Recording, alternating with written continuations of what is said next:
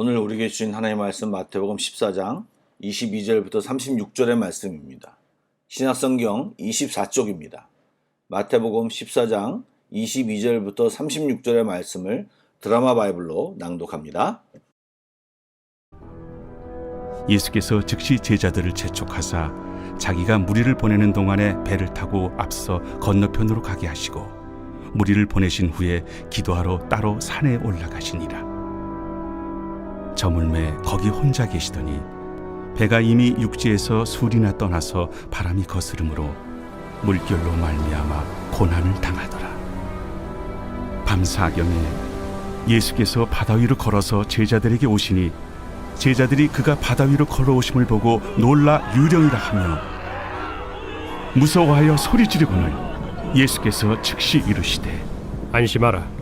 나니 두려워하지 말라.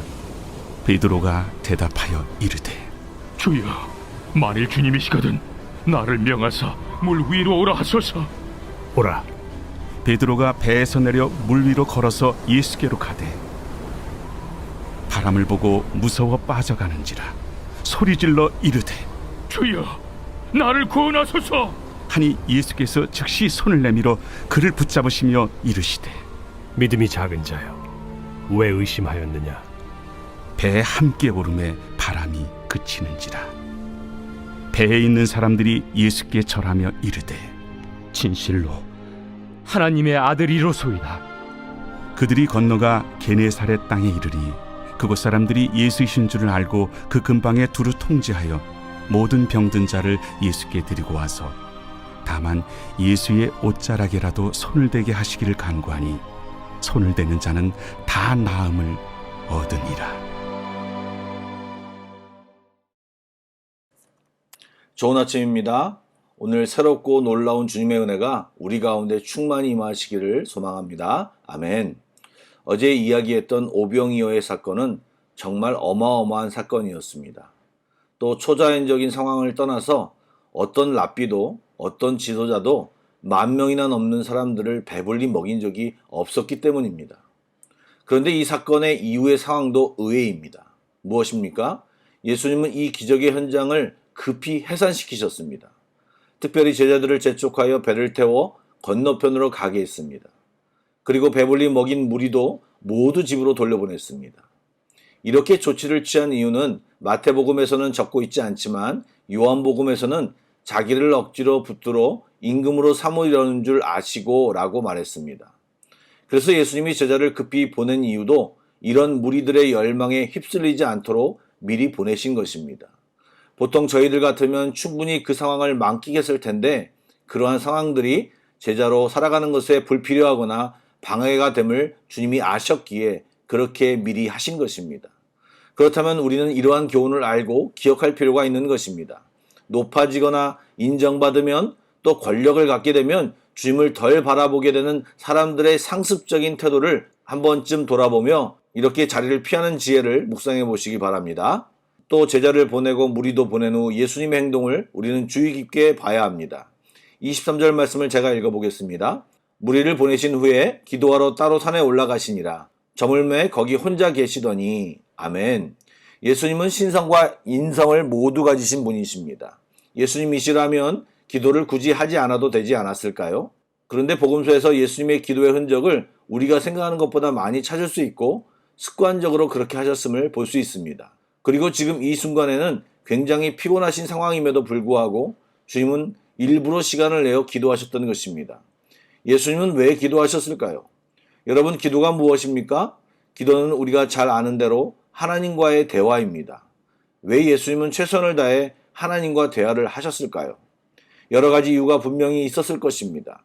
다 알 수 없지만 한 가지 분명한 것은 주님께서는 우리도 그렇게 기도하기를 원하시어 이것을 우리에게 보여주고 계시는 것입니다. 기도하면 나아갈 바를 알게 되고 기도하면 힘과 능력을 얻게 되고 기도할 때 하나님의 뜻을 분별할 수 있는 것입니다.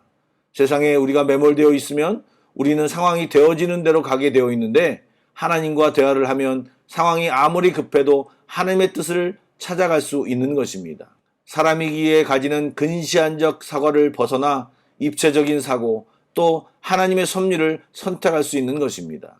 기도하는 시간이 외로운 시간인 것 같지만 정말 멋지고 귀한 시간입니다. 얼마 전에 예전에 구역장님들과 함께 보았던 워룸이라고 하는 기독교 영화를 다시 보게 되었습니다. 2015년도에 나온 기독교 영화인데 안 보신 분들이 있다면 꼭 한번 보시기를 권해드립니다. 그리고 새벽 예배 후에 우리들이 기도하는 그 시간이 정말 귀한 시간임을 잊지 마시고 사모하시고 적극적으로 기도하시기를 강력히 권면드립니다. 예수님은 그렇게 기도하고 계셨는데 제자들은 배를 타고 무척이나 고생하고 있었습니다. 밤 사경이라고 하면 새벽 3시부터 6시 사이를 말합니다. 그렇게 오랜 시간 동안 물결과 바람으로 갈릴리 바다를 헤매며 고생하고 있었습니다. 아무리 제자들 중에 갈릴리 호수에서 어부의 경험이 있었던 사람들이 있다고 할지라도 바다라고도 불리우는 갈릴리 호수 한복판에서 강한 바람과 물결로 심한 고생을 장시간 하고 있었던 것입니다. 마가복음에 보면 그때 예수님께서는 그러한 상황을 보시고 물 위를 걸어 제자들에게 가셨음을 기록하고 있습니다. 짙은 어둠 속에서 물 위를 걸어오시는 예수님, 제자들은 유령으로 생각하며 무서워 떨며 소리를 질렀습니다. 그때 예수님께서 안심하라 나니 두려워하지 말라라고 말씀하시며 제자들을 안심시켰습니다. 지금 바닷속에서 폭풍으로 헤매고 있는 제자들에게 주님은 본인이 누구임을 밝히시며 바닷물과 바람을 통제하시고 자신의 제자들을 구원하고 계신 것입니다. 전 인류가 멸망당하는 상황 속에서 노아와 그 가족을 구원하셨던 것처럼 예수님은 물 위를 걸으시며 나타나 제자들을 구원하신 것입니다. 예수님은 구약 내내 사람들이 기다렸던 그 메시아이시며 하나님의 아들이신 것입니다. 이것은 오늘날에도 동일하게 적용됩니다. 세상의 수많은 고난 속에서 아무런 방도 없이 죽을 것 같은 상황 속에서 우리는 난이 두려워하지 말라, 안심하라는 이 주님의 음성을 들어야 합니다. 주님을 만나야 합니다. 구원의 하나님을 만나야 합니다. 우리 주님이신 그분과 함께 있어야 우리는 살아날 수 있습니다. 주님을 부르시고 주님의 구원을 체험하는 우리 모두가 되기를 축복합니다. 아멘. 이러한 상황 속에서 베드로는 엄청난 이야기를 합니다. 주님, 만일 주님이시거든 나를 명하사 물 위로 오라 하소서라고 주님께 요청합니다. 이런 요청을 한 베드로도 대단하지만 주님은 그런 베드로의 요청을 받으시고 주저함 없이 오라고 말씀하십니다. 여러분 어디서 어디로 가는 것입니까? 지금 제자들과 베드로가 그나마 안전하다고 생각하는 배 안, 그러나 사실 그것도 별로 안전한 곳은 아닙니다. 어쨌든 그 배 안에서 폭풍이 실제로 일어나고 있고 여전히 엄청난 물살과 바람이 휘몰아치는 그 물 위로 가는 것입니다.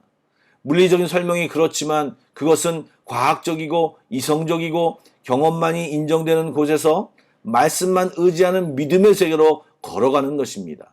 베드로의 직업이 바로 갈릴리 어부였습니다. 그는 이 폭풍우가 얼마나 위험하고 대단한지를 이미 체험한 사람입니다. 그리고 지금 상황이 얼마나 급박한 상황임을 너무나도 잘 알고 있었습니다. 그런 상황 속에서 이런 베드로의 요청의 의도를 정확히 알 수 없지만 그의 과거의 한 행동이 생각이 납니다. 그가 주님을 처음 만났을 때 밤새 허탕을 친 그에게 주님은 깊은 바다에 그물을 던지라고 명령하셨습니다. 그때 베드로가 한 말이 내가 주님의 말씀에 의지하여 그물을 내리다 였습니다. 어떻게 되었나요? 그는 그물이 찢어지도록 고기를 잡았습니다. 밤새 빈 그물이었고 아침에는 보통 고기가 잡히지 않는다는 어부가 가지는 경험과 상식, 그리고 그들에게는 피곤함과 짜증이 있었지만 말씀을 의지하는 믿음을 가질 때 그는 짜릿하고 잊을 수 없는 멋진 경험을 하게 된 것입니다. 그러기에 그런 요청을 했을까요? 그 믿음의 세계는 믿음으로 붙들 때 놀라운 일을 경험하게 되는 것입니다. 밤새 못 잡았던 고기를 그물이 찢어지도록 잡기도 하고요. 말도 안 되게 물 위를 걷는 경험도 합니다. 그리고 그것만 보여주는 것이 아닙니다. 우리의 베드로 사도는 믿음으로 살면 놀라운 경험을 하는 것도 보여주시지만 의심하면 그 믿음을 내려놓으면 세상 사람들과 똑같이 다시 세상의 법칙으로 떨어지는 것을 함께 보여주십니다. 정말 대단한 베드로 사도입니다. 그런데 주목할 것은 주님께서 베드로를 그 믿음으로 사는 세계로 주저없이 초청하고 계심을 우리는 주목해야 합니다. 주님은 우리에게 믿음으로 살기를 원하십니다. 의심하며 경험과 상식과 이성으로만 살지 말고 믿음으로 살아보기를 권하고 계시는 것입니다. 분명히 그러한 과학이나 경험, 상식도 주님이 우리에게 주신 것입니다. 그러기에 그것을 사용하고 사는 것이 틀린 삶이 아닙니다. 그러나 주님께서는 그것으로만 사는 것이 아니라 우리에게 믿음으로 사는 법, 말씀으로 사는 법을 가르치고 계시는 것입니다. 사랑하는 성도 여러분, 주님은 우리가 믿음으로 살아가는 법을 알고 그렇게 믿음으로 살기를 원하십니다. 또한 믿음으로 살면 초과학, 초이성, 초경험할 수 있음을 우리에게 분명히 알려주십니다. 이어지는 34절부터 36절의 내용도 수많은 사람들이 병고침을 받는 체험의 원인이 믿음임을 드러내고 있습니다. 우리가 주님을 믿는다면 우리는 얼마든지 믿음의 세계를 경험할 수 있습니다. 사랑하는 성도 여러분, 우리가 이 믿음을 사용하지 않아 이런 경험을 그동안 하지 못하고 살고 있음을 아십니까? 저를 포함하여 우리 모두에게 이런 믿음을 사용해 보기를 도전합니다. 이런 능력이 그리스도인들에게 교회에게 있음을 알고 믿음으로 행하여 놀라운 믿음의 세계를 우리 모두가 경험하며 살기를 주 예수의 이름으로 축복합니다. 아멘. 기도하시겠습니다. 사랑의 주님, 어렵고 힘든 이 세상에서 믿음으로 사는 법을 배우게 하여 주옵소서. 우리가 안전하다고 생각하는 이 배안도 언제 뒤집힐지 모르는데 우리 안에 이미 심어주신 이 믿음의 힘과 능력을 바로 알게 하여 주시고 우리도 물 위를 걷는 경험을, 이 놀라운 경험을 하게 하여 주옵소서. 믿음의 도전을 하여 주시니 감사합니다. 이 아침에도 기도하며 우리에게 주신 담대함으로 오라라고 말씀하신 주의 음성에 반응하기를 다짐하는 귀한 이 아침이 되기를 소망하오며 살아계신 예수님의 이름으로 기도드리옵나이다. 아멘. 계속해서 찬양을 묵상하시고 합심기도와 개인기도로 나아가겠습니다.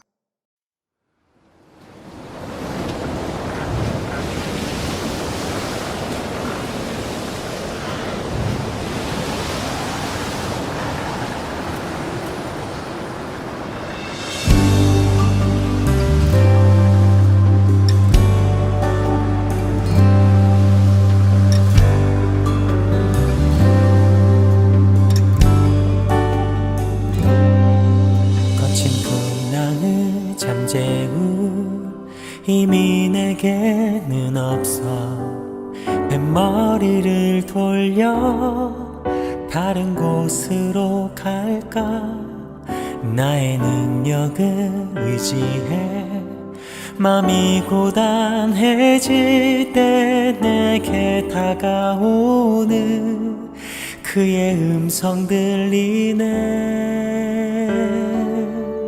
거친 풍랑을 잠재우 이미 내게는 없어 뱃머리를 돌려 다른 곳으로 갈까 나의 능력을 의지해 맘이 고단해질 때 내게 다가오는 그의 음성 들리네 오라 오라 물 위로 오라 강한 믿음으로 담대히 주님께 나오라 오라 오라 물 위로 오라 그의 능력으로 이 길이 참 평안 얻으리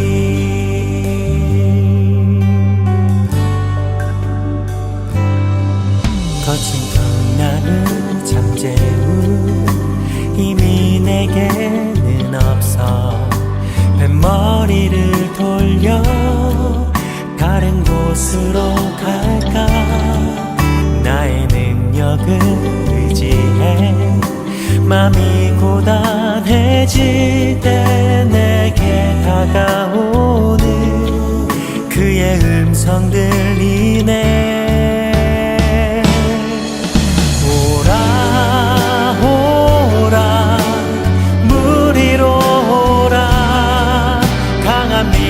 믿음으로 담대히 주님께 나오라 오라 오라 물 위로 오라 그의 능력으로 이 길이 참 평안 얻으리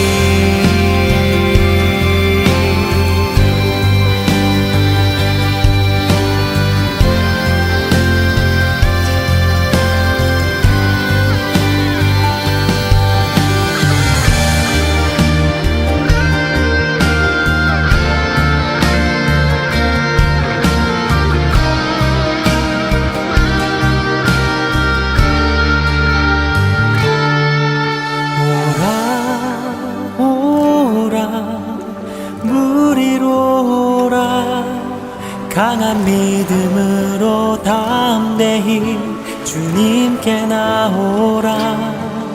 오라 오라 무리로 오라.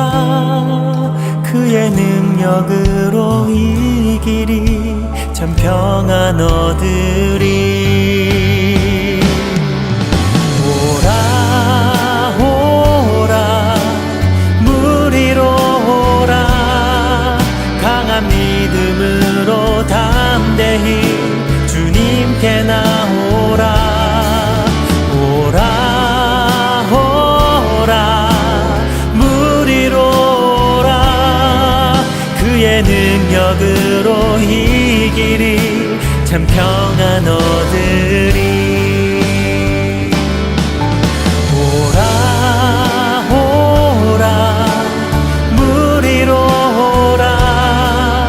강한 믿음으로 담대히 주님께 나오라. 오라 오라 무리로 오라. 그의 능력으로 이 길이 참 평안 얻으리. 그의 능력으로 이 길이 참 평안 얻으리.